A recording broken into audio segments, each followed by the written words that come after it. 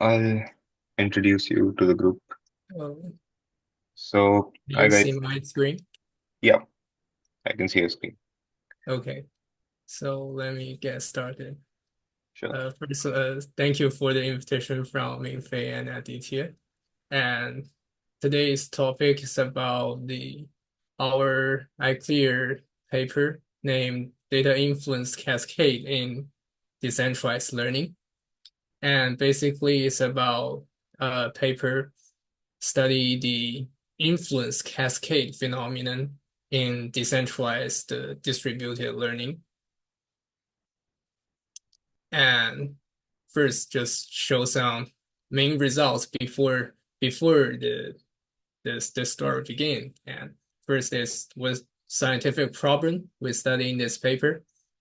Uh, we just start the paper start from the motivation to estimate the contribution of individual in distributed decentralized learning scenario, because we know that in decentralized financial system there are proof of work to guarantee the security and consensus among these participations. But in decentralized learning, there's no such guarantees. So edge participants can, you know, take some free ride and just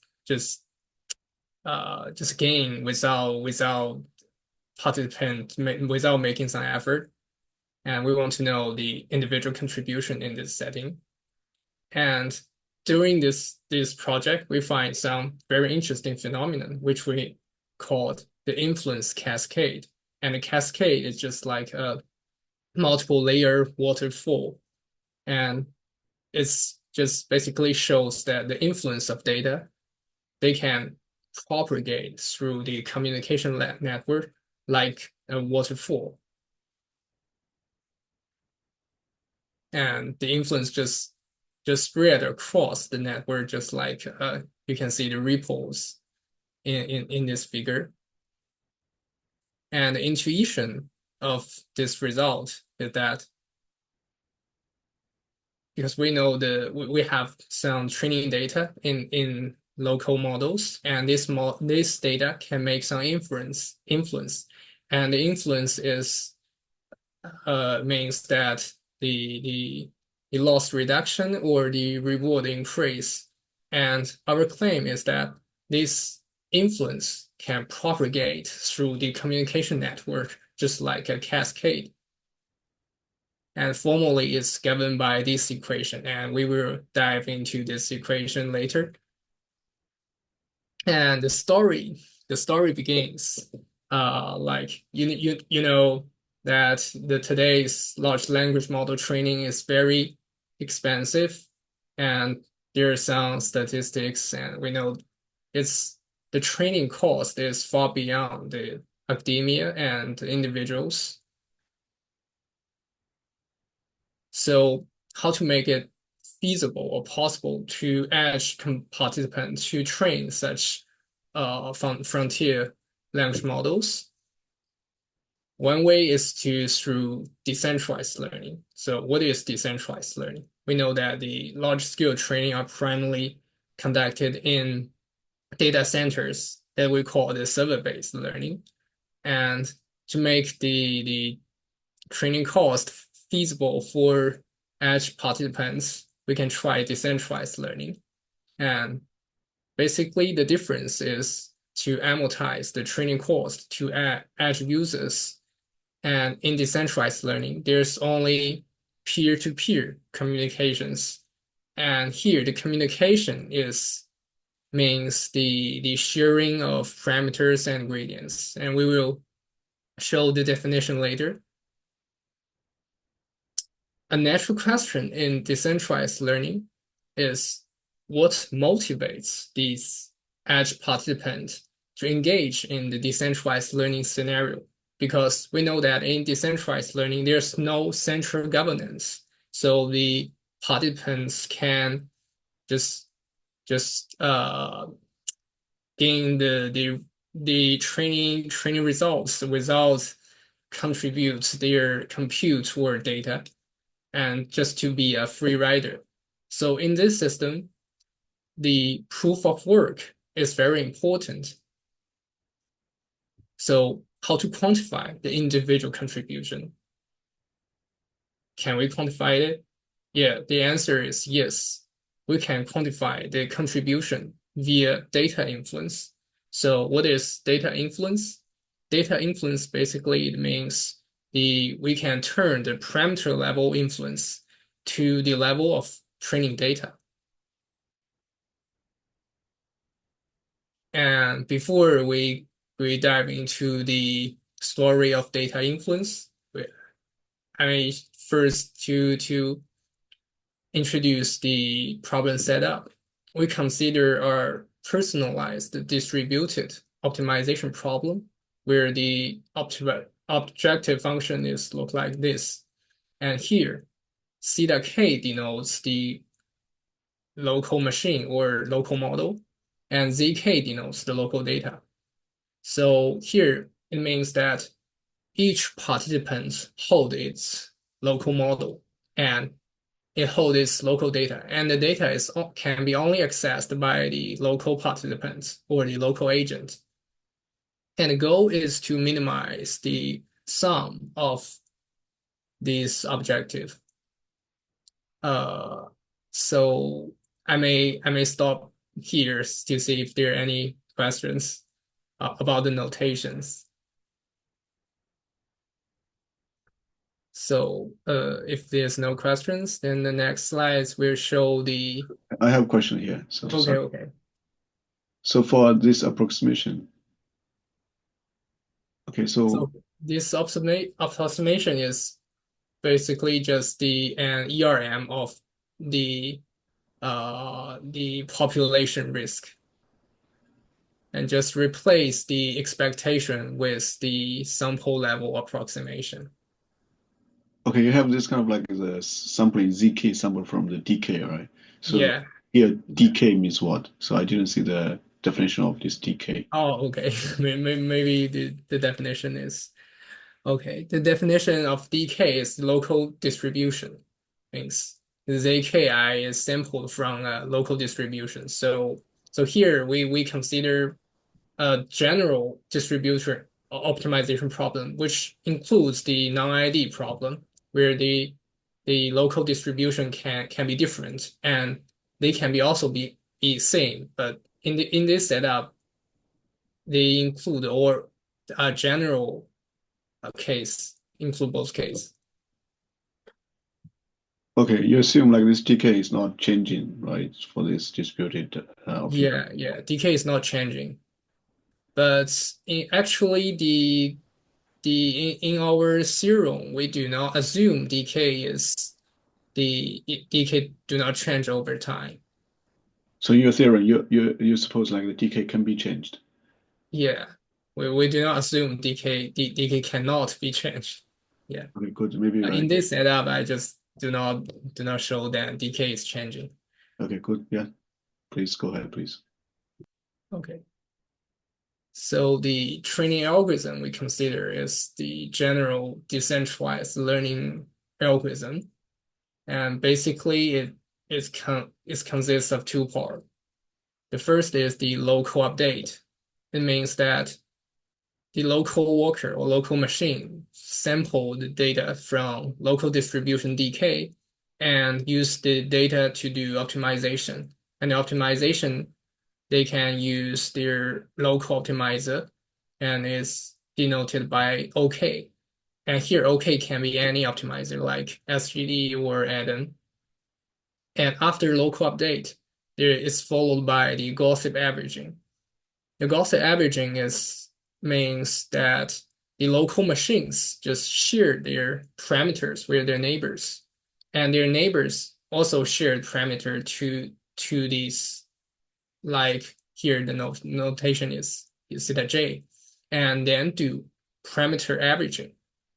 And this is like in this equation.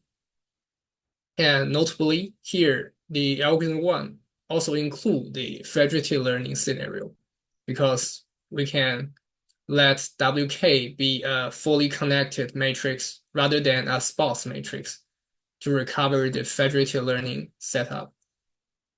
So algorithm 1 is a general decentralized learning algorithm framework, which consists both federated learning and decentralized learning. So that means that our theory can also be applied to federated learning, where there is a server, right?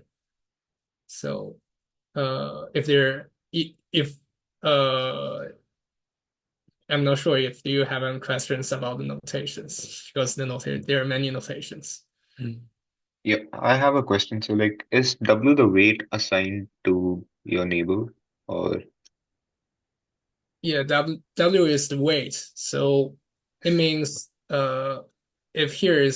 if like the WJ KJ means the the weights of J when the node J merge the parameter from node K. okay? But So, the matrices do not guarantee to be symmetric, let's say symmetric. okay, so it could be so basically it's a directed graph. So that means if the J think the parameter of K is important, the J can just increase the weight of WKJ. Okay, so are these weights learned? Like, are you assuming that you're learning these weights, or are these weights fixed? Uh, In this setup is fixed. okay, okay, got it. Thank you. Okay, so let's move on. So it's the story about the data influence. And data influence is an ancient notion from statistics, and it's from the notion of leave one out. And basically, leave one out evaluates the loss difference of when we removed a single data point z. And specifically, it means if we want to evaluate the value of our training data point z, then we should evaluate their change in test loss on z prime. Here, theta star means the model trained on the entire data set S, and theta star without z means the model trained on the entire data set without z. And then we just do some just use the test loss to minus the another test loss. We can obtain the loss difference and use this loss difference to estimate as an approximation of the value of z. And this LOO value is regarded as the ground truth in centralized scenario. But in decentralized scenario, the story is very different because in decentralized learning, there are multiple theta. So, and the multiple theta are not guaranteed to be the same because the local models have their local data, and their local data have the distribution are not guaranteed to be same. So in this case, the theta star of local model can be different. This is one of the challenge. And another challenge is that in decentralized learning, there are internode parameter connections or the model merging, and the merging strength is not the same because the matrix W is not guaranteed to have all this same value in or its entry. So the W can be very dense in some locations, which means the connections is very high. But in some positions, the connection can be very sparse. So in this case, the influence of data should be different. But this is not characterized by the former LOO characterization. So this LOO formulation cannot just be directly extend to decentralized learning scenario. And our key observation is that, yeah, I just say it before because, yeah, in decentralized learning, the influence can spread across the network. And because the network may have some dense part and may have some sparse part. So the influence should not be static and should not be same on the dense part and the sparse part. So that makes the influence estimation in decentralized learning very challenging. And unfortunately, the original LO cannot account for such challenging characteristics of decentralized learning. And I may stop again to see if there are any questions. And feel free to interrupt me if you have a question. If there are no questions, so I may move on. Just one question. With the ILO, which is essentially determining the influence of a particular set of data points, like is it trying to determine the influence of a set of data points on the parameters theta? So your question is the loss is respect to theta, or Yeah. Yeah. No, no. I mean, like the question is, are you trying to estimate what is the influence of a set of points Z on the parameters theta using ILO? yeah. So basically, the idea of IO is to attribute the influence of Z of training data to the parameter. I see. Yeah, Okay.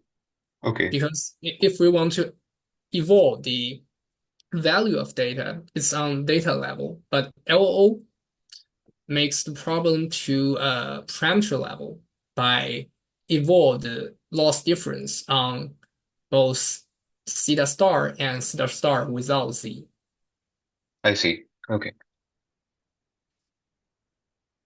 Okay, let's move on. So to extend this LO formulation, the first contribution of our paper is to extend the LO to suit for decentralized scenario. And this part can the first part is the loss difference part is very similar to the LO formulation, right?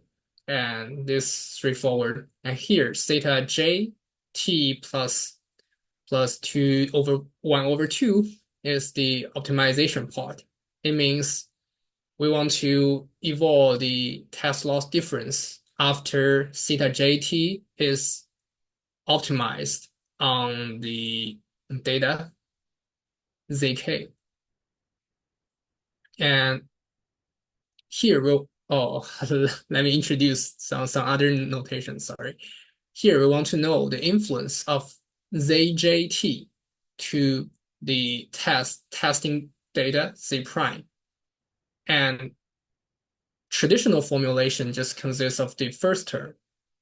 They just want to know how ZJT, the contribution of to this own it to itself. Well, here there you can see the maybe the data the test gradient Z prime. Sorry, the test data Z prime is only on ZJ, so we can know the contribution of say ZJT by measuring the loss difference like this, and is very similar to the LO formulation.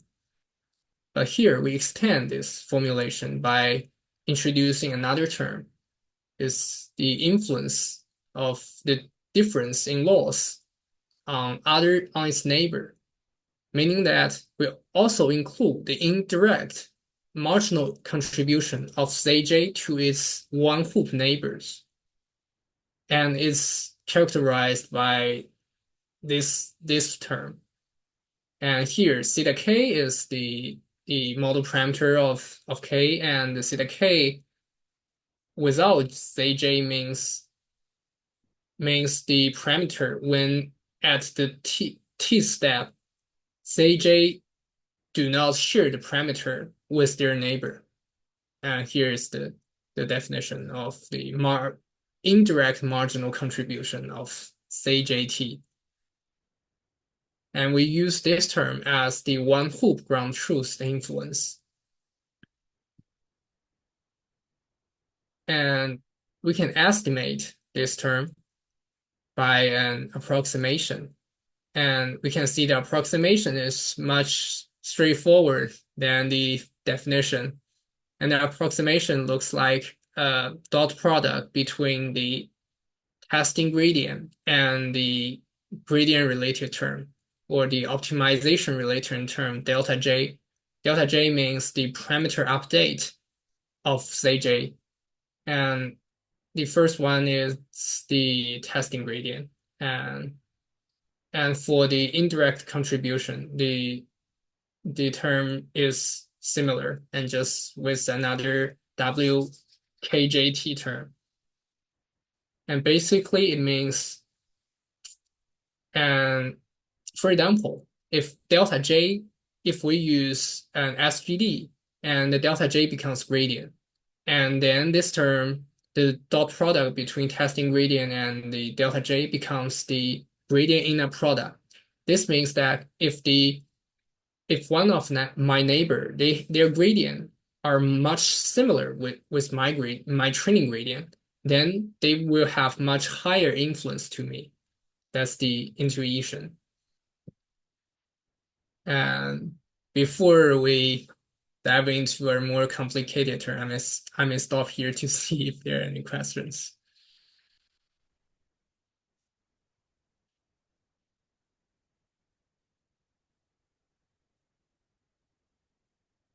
If there are no questions, so I can move on to the multi-hoop influence. So for definition 2, it only consists of one hoop neighbor, which means that only include influence of directly connected neighbors. But in decentralized learning, we know that the connection is a graph. So there are multi-hoop neighbor, which means that there are neighbors far away, and the influence should also be included. So it can also extend definition 2 to its multi-hoop version, which includes the influence of higher order neighbors. And this is an extension of the one hoop ground truth influence. And you can see that the second term looks very similar, but it just includes the multi-hoop influence. And we can estimate this multi-hoop influence and using this theorem 2. And this theorem 2 is the major result of our paper. And we can see that the multi-hoop influence can be estimated using 4 terms. And the first one is communication graph related term. And the second one is the test gradient we just see before, and the optimization related term, and we also said before. The new terms are the communication related term and the curvature related term. And this equation looks very complex, and the intuition of it is that you can check this graph. In this graph, the stem node is K0, and we want to know the influence of K0 to its faraway neighbor K5. And how to do that? We can find a path between K0 to K5, because we assume the graph is connected, so we can find a path. And for example, can find one of the paths as the K0, K1, K2, K3, K4 to K5. And once we find this path, we can calculate the hashing of intermediate nodes, like in this term. And we also know the training gradient. We also know the training gradient in the of the K0 term and the test gradient of the K5 term, and we can multiply them, so we can get the equation of theorem 2. And this is only the influence of K0 to K5. But in the communication graph, there are multiple high order neighbors of K0. We can then sum them up. So we can get this final equation of theorem 2. And that's the basic intuition of this theorem. And it may looks complicated. So maybe here we may have some questions or have some discussion on this theorem.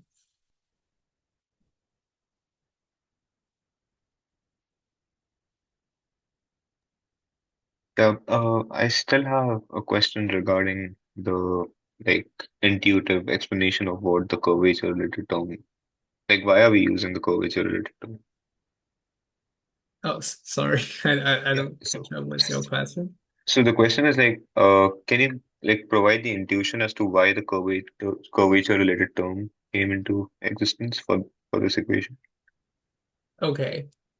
So your question is how we can why there exists a Yeah, curvature related yeah, term. yeah. So the intuition is that maybe because we can see that from the definition term. The definition here includes the ending point, maybe the high order neighbor theta k and the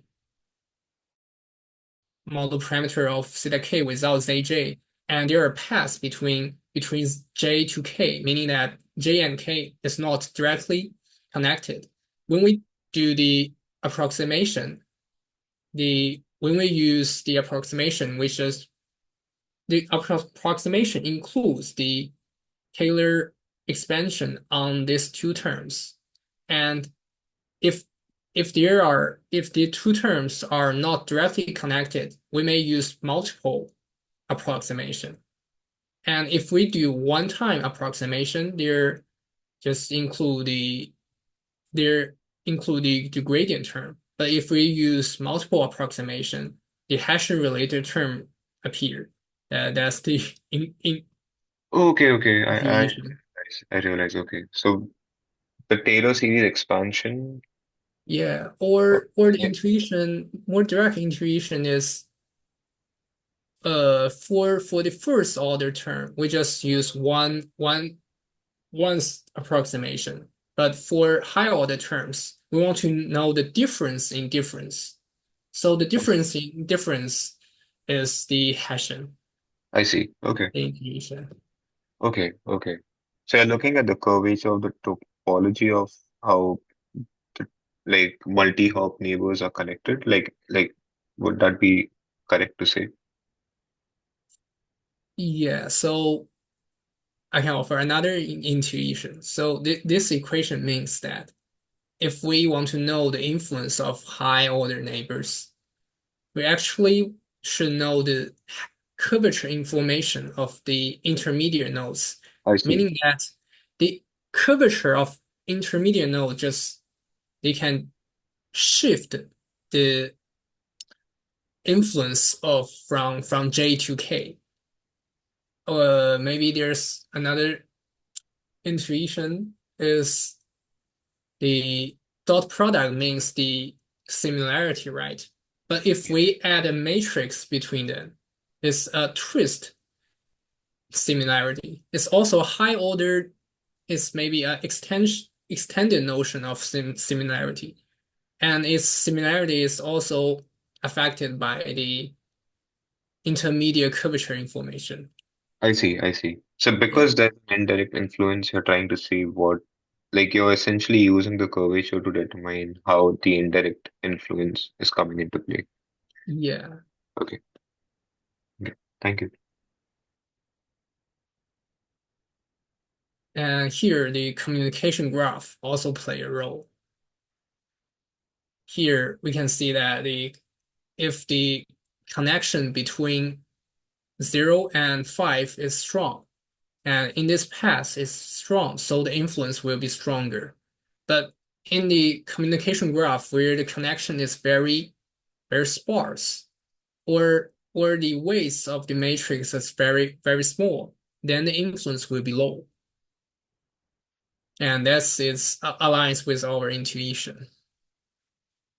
So this means that if we have same data and we place the data on different nodes, and different nodes have different, maybe very different strengths of connection. Or for example, one node may have very high number of neighbors, and another node is sparsely connected. So the influence of data will be very different. So this means that if we use decentralized machine learning, so the quality data is important, but it's not the only thing. It's where the data is used in training is also important. That's the theorem tells us. And the takeaway of this theorem is that if we use our training data to make influence, the influence just cascade in the communication network. And cascade is a discrete form of the diffusion equation. And if there are very large number of nodes, and then the cascade becomes diffusion, meaning that the ripples in water.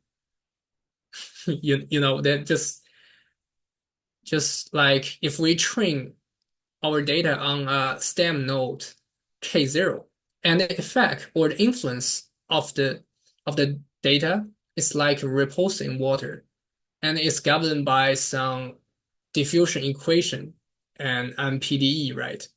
And its discrete form is our theorem 2, and we call it cascade because the cascade is a waterfall and a layered waterfall and is discrete, not continuous. So it more aligns with the intuition of theorem 2. So we call the phenomenon as influence cascade.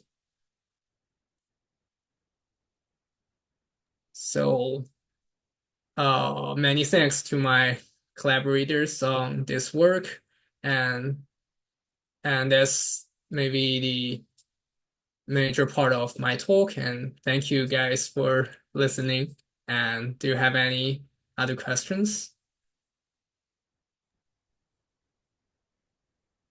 Yeah, I have a question. Thank you so much for the talk, by the way, like very insightful. Just one question, like so as you said, like the topology of the way you do learning in this decentralized system matters a lot because essentially the influence of data would if at all you have like a neighbor which is very far away, the influence might not be uh as direct as you'd want it to be. Yeah. So, is there any way where you could essentially look at this metric and figure out what topology should be used uh, for that particular setup? Okay. So your question is how the topology will influence the data influence?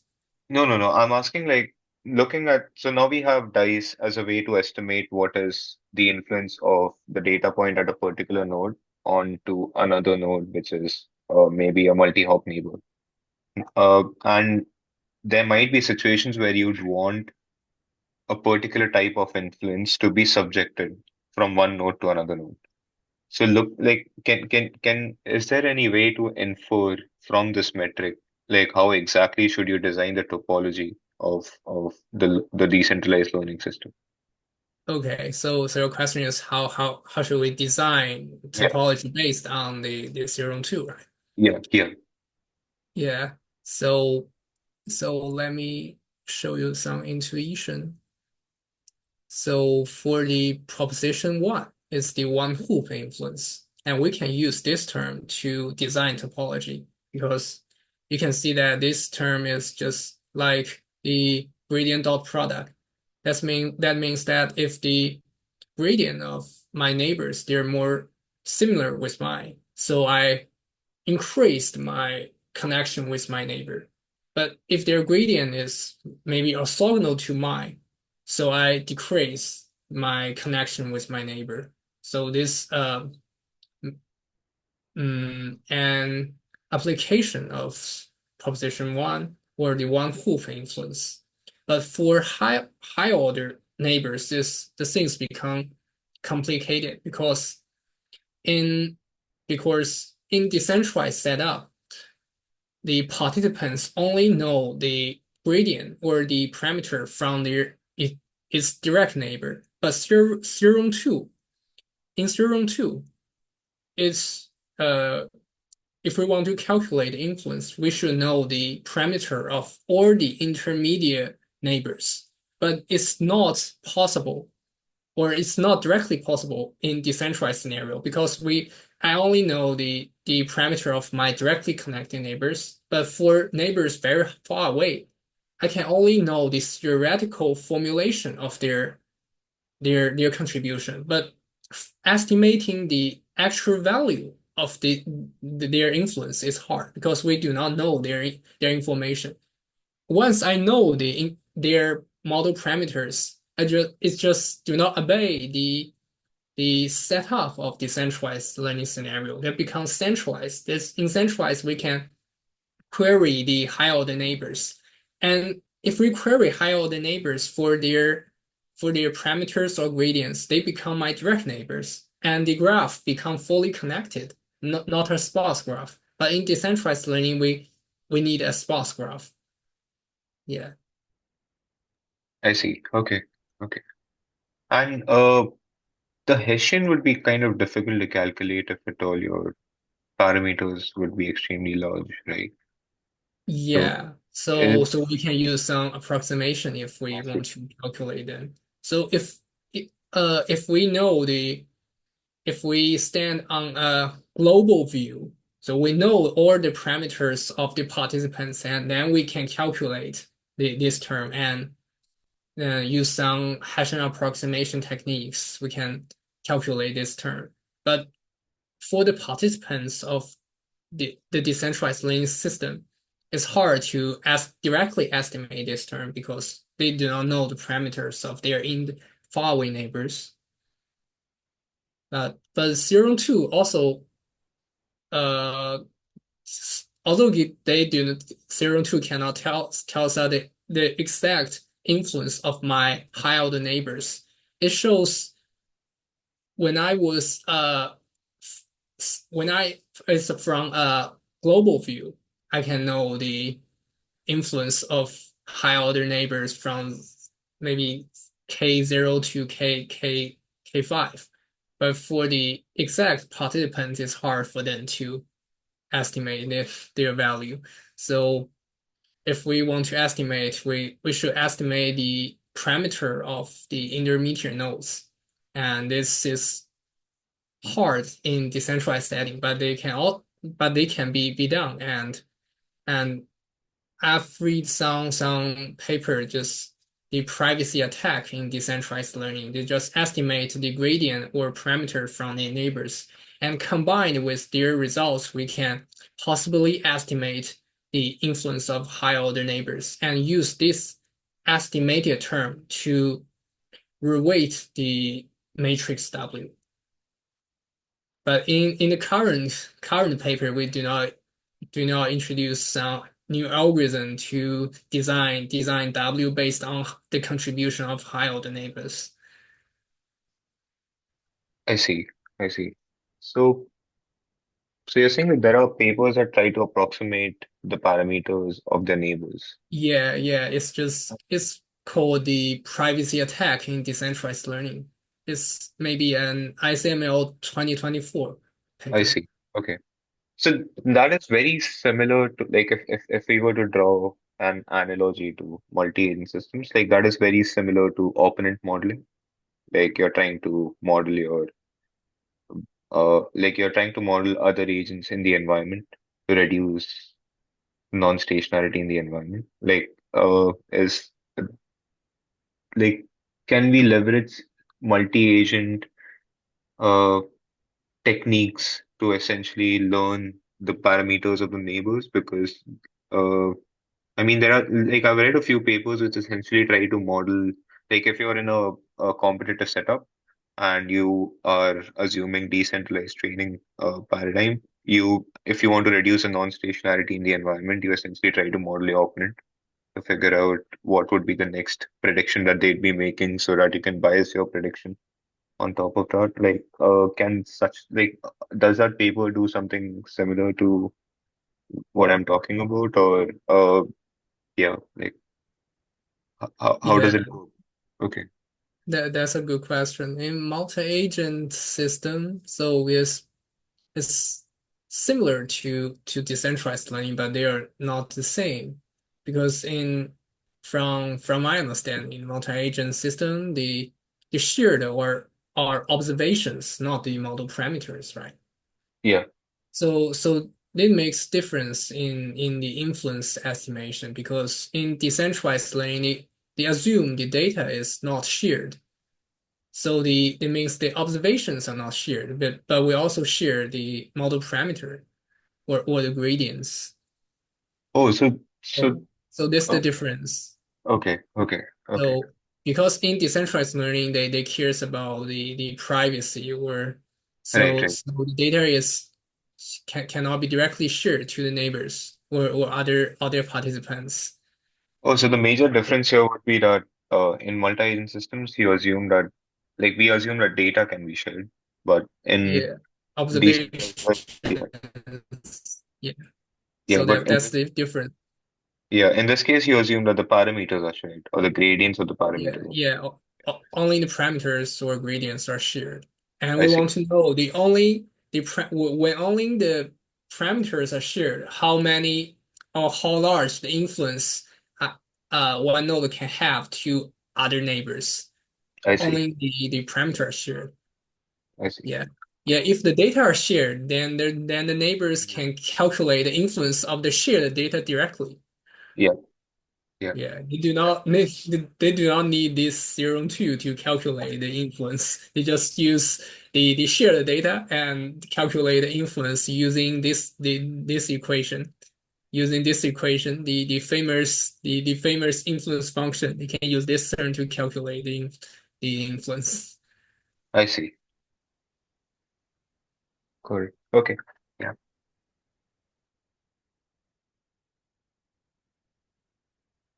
So, are there any questions from other audience?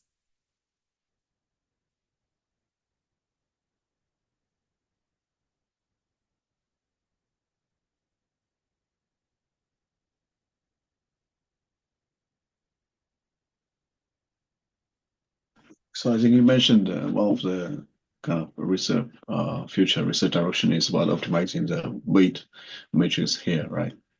Yeah. How is that project going?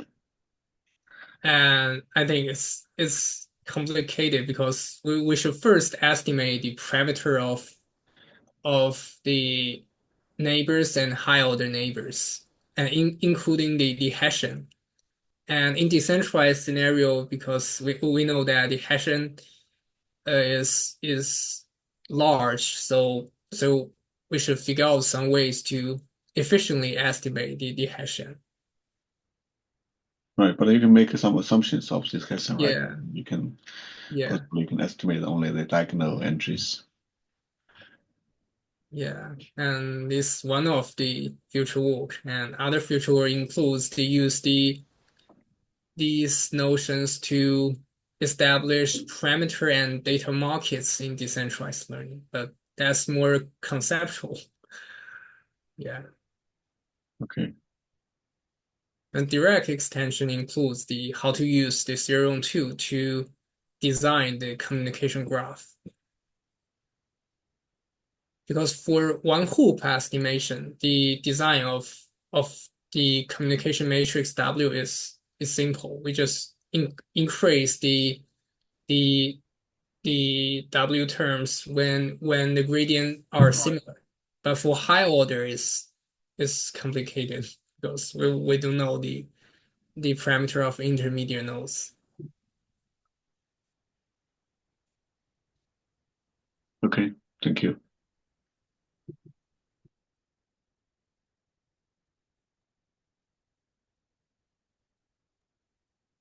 Yeah, one last question. So, I think in the end you said that if you don't have a like large number of nodes, this equation looks like a cascade. But if the number of nodes kind of shoots up, the process looks like a diffusion process.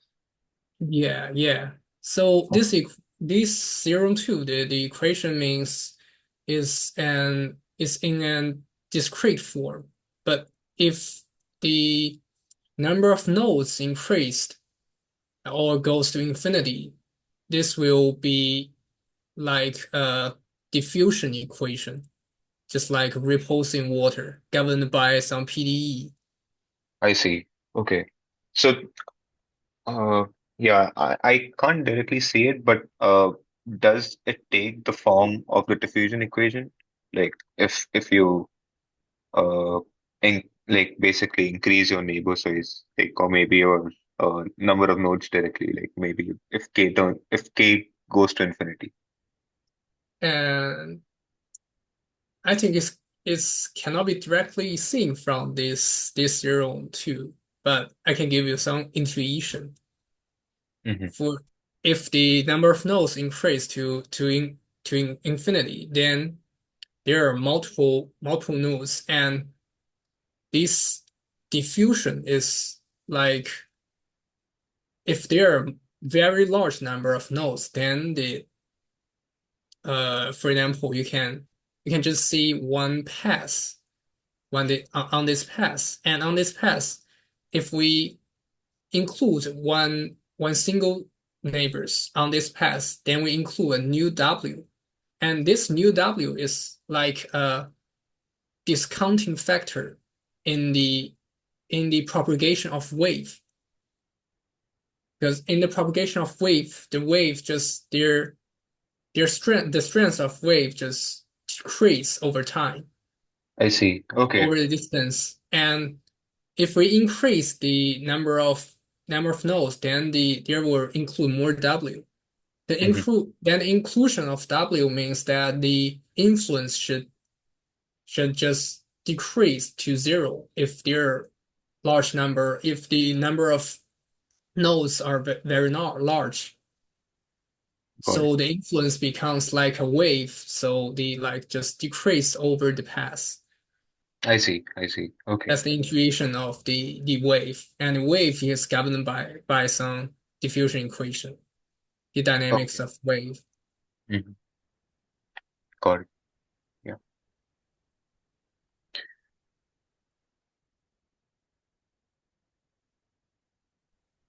Okay, so if there's no other question, maybe we can thank the speaker again. Thank you. Can I ask? Yeah. Okay, Can I ask sure. a Saki, question? please ask. Yeah. So I might miss this part during your presentation, but I'm wondering if you have results on large language model as well, because in the paper I can see the results on Cipher 10 and then CNNs. Yeah, I think the large language model is important nowadays, but we do not include the experiments on large language model. But it's an interesting and promising or important future work for us to still see how we can calculate our dice metric on LLMs. Okay, thank you. I think we can calculate the influence using theorem 2 on language model, but we do not calculate so far. Yeah, I think like large language model is actually trained also in a kind of decentralized way, right? But they just maybe they don't have the theory to support all this kind of like design choices there. So I think there's still some like gap, the theory gap. Yeah. Yeah, it's basically our theorem paper, theory paper. So we do not include the large scale experiment.